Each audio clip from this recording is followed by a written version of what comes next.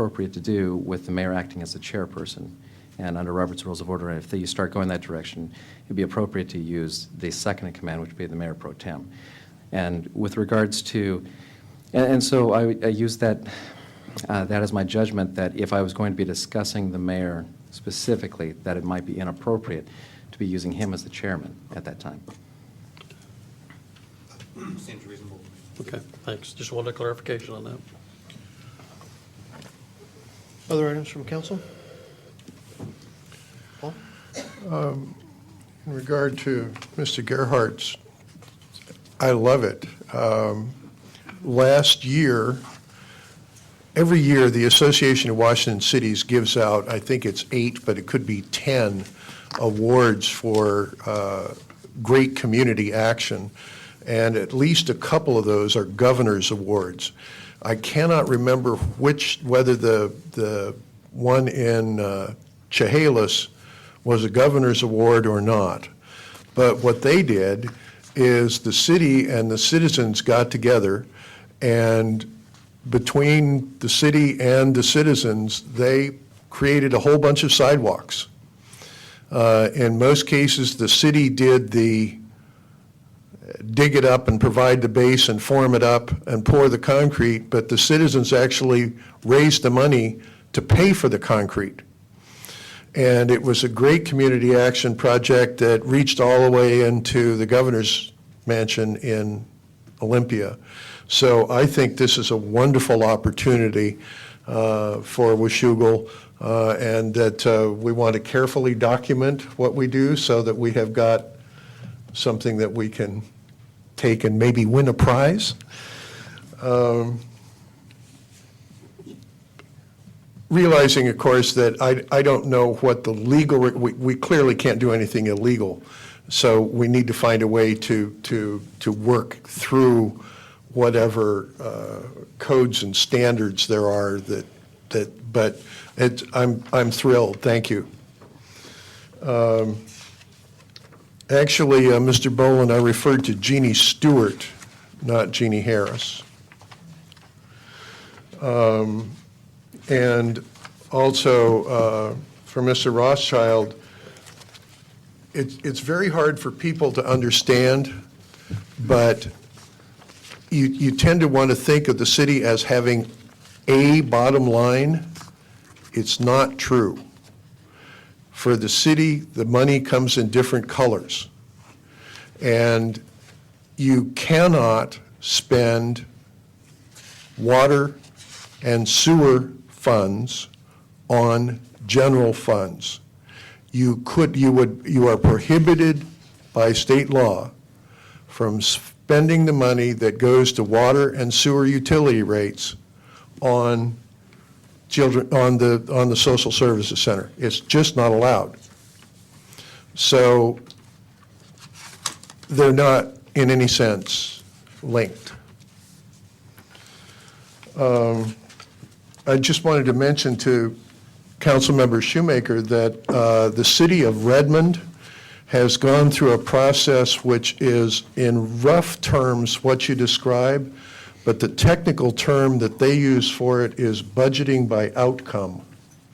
The city comes together and creates a list of outcomes that they are trying to create, and then begins budgeting to create those outcomes.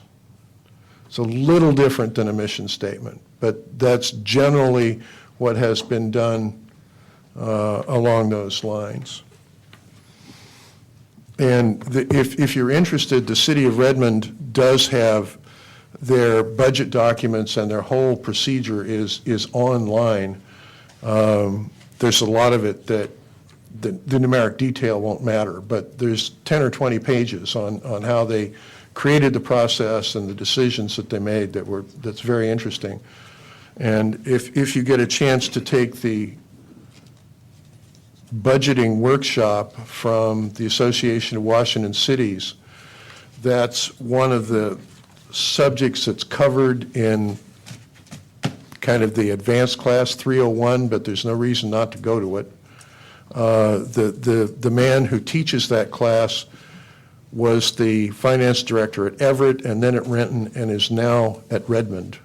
So he has been very much involved in that and can certainly describe the process and help with that. And then finally, I just wanted to mention, actually make a little speech here.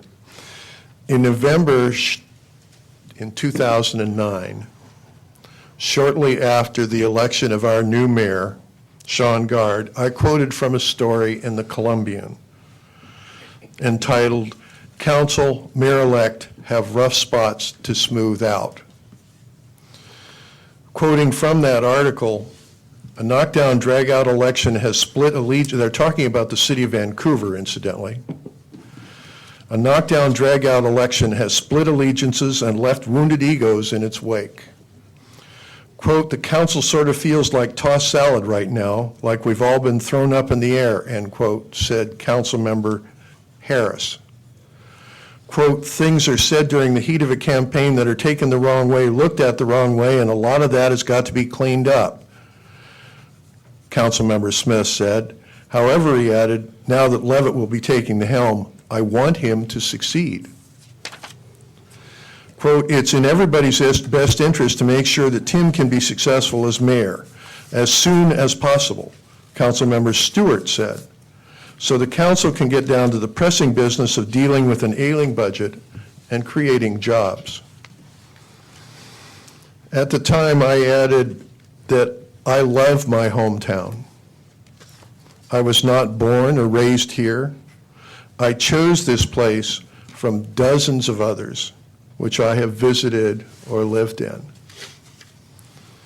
I chose Washougal because this is the place of all of the others that feels like home to me.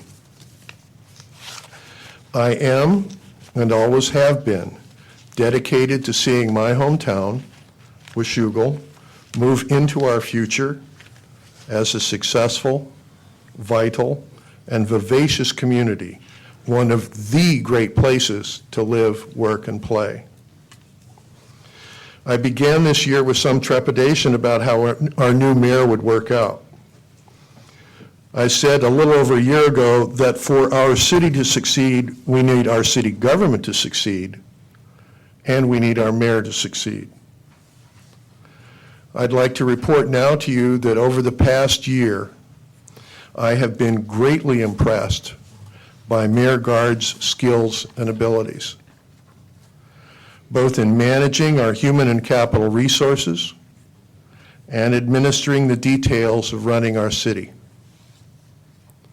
Just a few examples.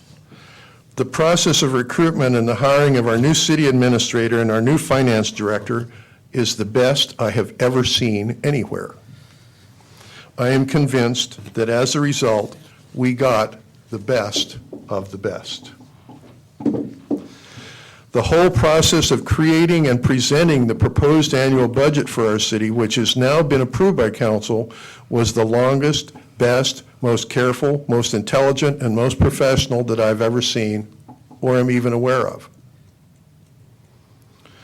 With council over the past year, our mayor has encouraged and even created opportunities for our council members to have both increased responsibility and visibility.